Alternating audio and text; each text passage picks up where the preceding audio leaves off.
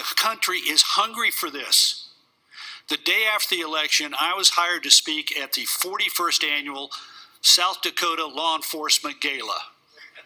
Anybody here from South Dakota? Okay, for 41 years they've been having this damn thing. And they hire, Colin Powell spoke in there, Barbara Bush spoke there, 43 spoke there. They hire a patriotic speaker.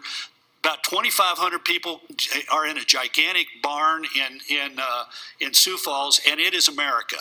It's red America, but it's America. Every county commissioner, every state, they got the Supreme Court Chief Justice leads everybody in the Pledge of Allegiance. We got Suey Morris, who many of you may remember sang the national anthem last year at the State Fair, is here tonight to lead us all in singing our national anthem. And Father Jones from the St. All Mercies Catholic Church, who's been given the invocation benediction for the last 35 years, is here for number 36. Father Joe, get up here. And it is like America.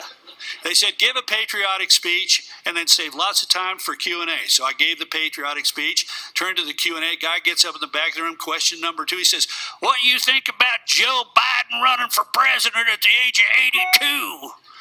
I said, well, let me piss off every Democrat in the room. I think it's bad for our country. I happened to work in that place for 7 years. I know exactly what it demands of any human being.